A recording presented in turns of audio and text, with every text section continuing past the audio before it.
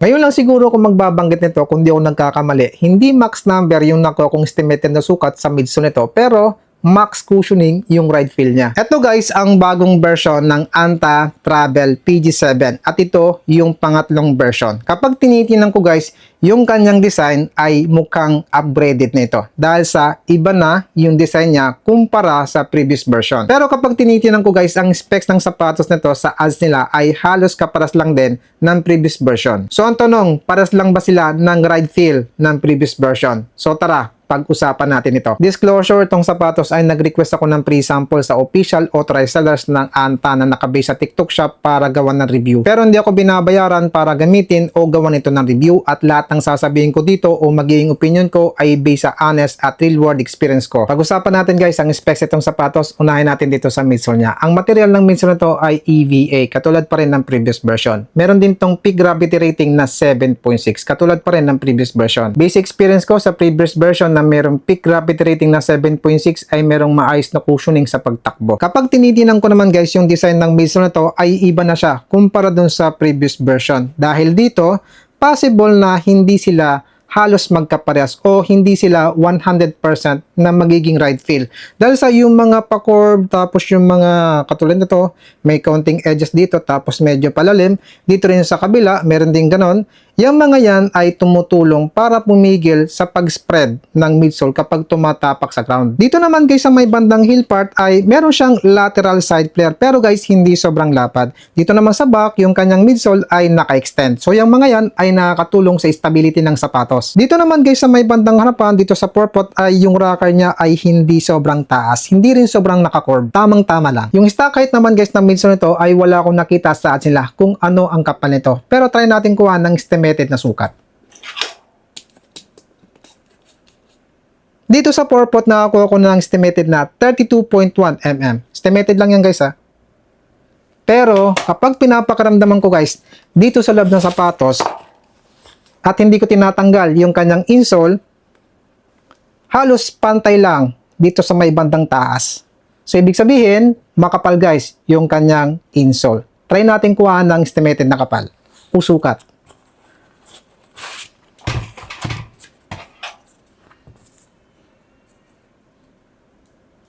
So nakakuha ko ng estimated na kapal dito na 4.8 mm.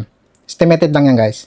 So ibig sabihin lang yan, yung stock height ng midsole nito ay merong estimated na 28 mm dito sa forefoot. At sa ads naman, ang drop nito ay nasa 8 mm. Ibig sabihin dito sa heel part, meron siyang estimated na 36 mm. Kapag pinagsama natin ang stock height ng midsole at ang kapal ng insole, mas tataas pa ang stock height nito. So ibig sabihin ko lang yan, ang stock height ng sapatos na to ay pwede natin magamit sa mahabang distance. Nga pala guys, yung kanyang insole ay merong support sa arch, tapos dito naman sa heel ay pa-curve. Pag pinapakaramdaman ko dito sa may bandang heel part, yung kapal niya, medyo naka-emboss. Dito naman guys sa loob ng sapatos ay katulad pa rin ng previous version na merong extra layer na foam, yung footbed niya. Nakakatulong ito sa cushioning ng sapatos. Pasensya na kayo guys, hindi ko may compare ang kapal ng midsole nito dun sa previous version ng physical dahil sa yung previous version kasama yon sa naipamigay ko nung Pasko. Sa rubber outsole naman ito guys ay iba na yung design niya kumpara sa previous version. Pero same lang sila ng previous version na A-grip. Kaso nga lang guys, hindi nila dinidisclose kung anong klaseng rubber compound ang ginamit nila dito. So tingnan natin ang durability ng rubber outsole pagkatapos kong itakbo. Nga pala guys, yung kanyang outsole para sa akin ay malapad. Hindi naman sobrang lapad. Yung lapad nito ay nakakatulong pa rin sa stability ng sapatos kapag tumatapak tayo sa ground. Meron din itong mga flex grooves dito sa may bandang forefoot para maging flexible ito. Sa upper layer naman ito guys ay katulad pa rin ng previous version ang material na Hina yarn. Tapos breathable yung pagkagawa sa kanya dahil sa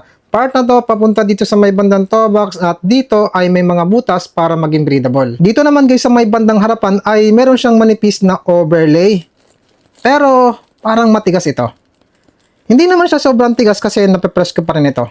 So para sa akin, ito ay dagdag protection sa ating mga daliri sa paa. Yung nakikita nyong design na to guys dito sa gilid ay hindi lang ito basta paint. Ito ay manipis na overlay na nagsisimula dito sa may bandang harapan.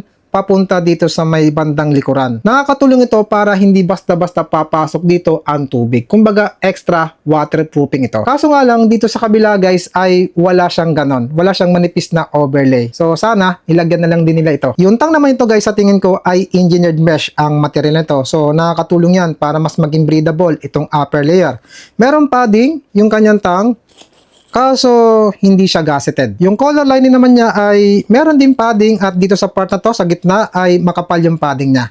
Malambot. Kung napansin nyo guys, yung kanyang color lining dito sa part na to ay medyo naka-extend. Kumbaga mahaba. So, nakakatulong yan para hindi basta-basta magkaroon ng irritation yung ating Achilles. Pwede ka rin ditong humawak kapag isusuot mo yung sakong mo. Kaso nga lang, dito sa part na to, puti yung kanyang kulay. So, madali itong madudumihan. Dito naman sa part na to guys, meron siyang manipis na overlay. Hindi lang to manipis na overlay guys. Matigas din ito. Dito naman sa pinakang hulihan, meron siyang makapal na tela. Tapos, matigas ito.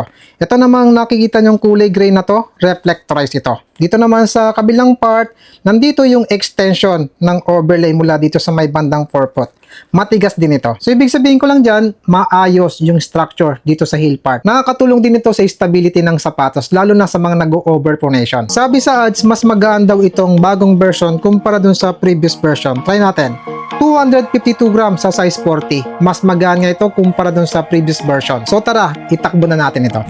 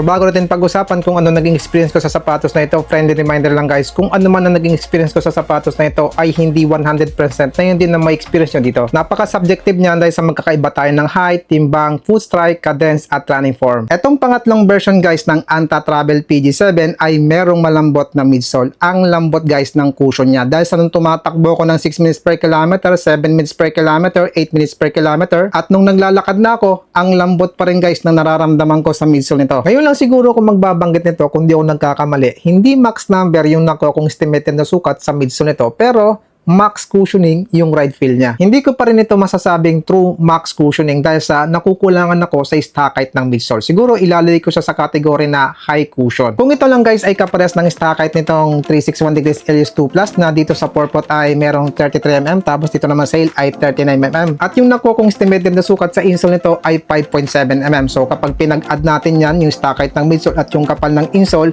meron dito sa forepot na 30mm tapos dito naman sa heel ay 44mm. Kung ganito lang guys ang stock height nitong Anta Travel PG7 version 3, possible na ilagay ko to sa max cushioning category. Kung tatanungin naman guys kung alin ang mas malambot sa dalawa, paras lang itong malambot. At to be honest sa inyo, halos magkapara sila ng pagiging malambot ng midsole. Pero hindi sila 100% magkaparehas kasi magkaiba ang material nitong dalawa. At para sa akin, mas gusto ko ang response ng LS2 Plus dahil sa mas buhay na buhay ang nararamdaman ko sa midsole nito kumpara dito. Pero syempre tulad ng sinabi ko, napaka-subjective niyan. Kung tatanungin nyo naman guys kung alin ang malambot sa dalawa, yung previous version ba o itong bagong version, itong version 3, para sa akin, mas malambot ang midsole nito kumpara dun sa previous version kahit na pareha sila ng peak gravity rating. Pero mas gusto ko yung binibigay ng response ng midsole ng previous version dahil sa buhay na buhay yung nararamdaman ko. Merong bouncy feel kumpara dito sa mabagal na takbo. Dahil sa nung tumatakbo ko guys na mabagal ay yung midsole nito, nape-press ko siya.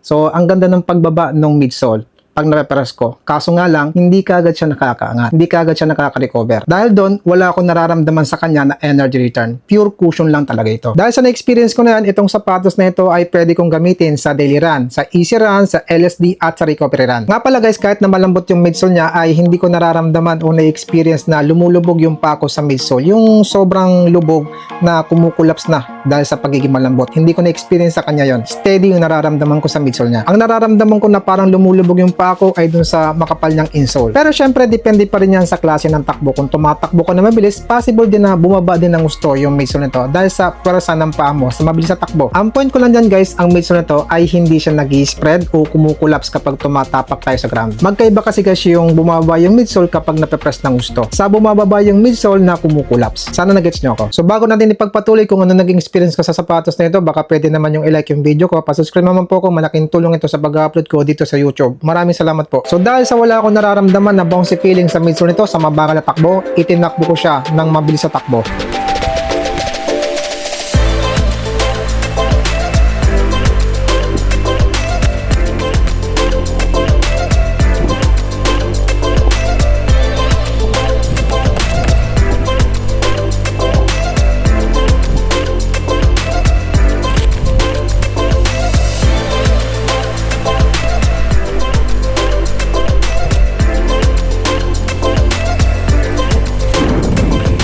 Mahina lang guys yung nararamdaman ko na bouncy feeling sa midsole nito. Talagang konti lang yung nararamdaman ko na energy return sa kanya. Ang maganda rito, napanatili niya yung maayos na cushion sa mabilis na takbo. Totoo naman na magkakaiba ang mga preference natin sa bawat sapatos na ginagamit sa pagtakbo. Tulad ko, gusto ko kapag tumatakbo ko ng bilis ay mabilis yung reaction ng midsole, malakas ang energy return para mas efficient yung bawat stride ko. Ang ibig sabihin ko lang dyan, itong sapatos na ito ay hindi ko pwedeng gamitin sa speed run dahil sa kulang na kulang yung ibinibigay niyang response o energy return sa mabilis na takbo. Nga pala guys, mas magaan itong itakbo itong version 3 kumpara dun sa previous version sa 2.5.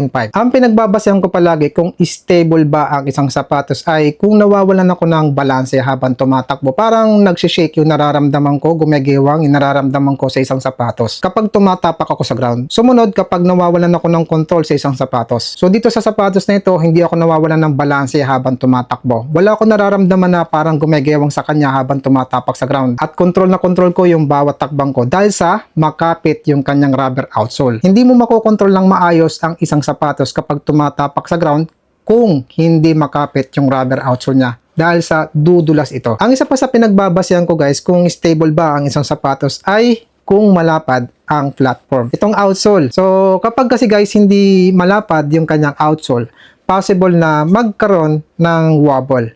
Magkaroon ng side-to-side movement habang tumatapak ka sa ground. Lalo na kung sobrang lambot yung midsole. Kaya kung mapapansin nyo, ang mga max cushioning running shoes ay malapad yung outsole para makontrol yung sobrang lambot na midsole at maging stable. So naka 16 kilometers ako dito guys ng mix ng run at walking. Nga pala guys, sa 16 kilometers na yan, yung 2 kilometers doon, ang nagamit kong workout ay walking. Pero tumatakbo ko nun. Sa 14 kilometers lang ako na may mix ng walking at running. At ito na ang nangyari sa rubber outsole niya. Dito sa part na to, may konting gas-gas. Dito naman sa part na to, may konting gas-gas. Dito naman sa gitna, may konting gas-gas. So tingnan natin guys ang durability ng rubber outsole pagkatapos yung itakbo ng 100 kilometers. Pagdating naman guys dito sa upper layer niya, hindi ako nakakaramdam na umiinit yung paa ko dito at hindi ako nagkaroon ng hotspot sa talampakan ko habang tumatakbo. Basic experience ko, mas breathable itong bagong version kumpara dun sa previous version. Nakalak din ng maayos yung paa ko dito habang tumatakbo. Ang comfortable din na nararamdaman ko. Pag-usapan naman natin guys ang naging fitting nito sa paa ko. Dito sa toe box, dito sa gitna at dito sa heel ay tamang-tama lang yung nararamdaman ko dito. Hindi maluwag at hindi masikip. So para sa akin, itong sapatos na ito ay pwede sa malapad na paa, medyo malapad na paa at normal na lapad na paa. Pagdating naman sa sizing nito, true to size ito sa paa ko. Pag-usapan naman natin guys ang hindi ko nagustuhan sa sapatos na ito. Unang-una, hindi gaseted ang tang. Pangalawang hindi ko nagustuhan sa sapatos na ito, nakukulangan ako sa response at energy return ng midsole nito. At pangatlong hindi ko nagustuhan dito guys, dito sa part na to, nilagyan nila ng overlay para hindi basta-basta papasok yung tubig. Kaso nga lang, dito sa kabila, wala siyang overlay. So, dito naman papasok yung tubig. So, sana nilagyan na lang din nila ito ng manipis na overlay para balance. So, worth it ba mag-upgrade dito sa bagong version? Kung nabibigatan ka sa previous version, mas maganda itong bagong version ng 30 grams kung di ako nagkakamali. Kung natitigasan ka sa cushion ng previous version, pwede ka mag-upgrade dito dahil sa mas malambot ang cushion nito kumpara sa previous version. At kung gusto mo ng bagong design. So, yung mga yan ay worth it na para sa akin para mag-upgrade. Pero syempre, palagi kong sinasabi, depende pa rin yan sa preference nyo. So, ayan lang po muna masasabi ko sa sapatos na ito. Kung interested po kayo dito sa sapatos, ilalagay ko po sa description ng link kung saan mabibili. Maraming salamat po sa panonood at suporta. Ingat po kayo at run safe po.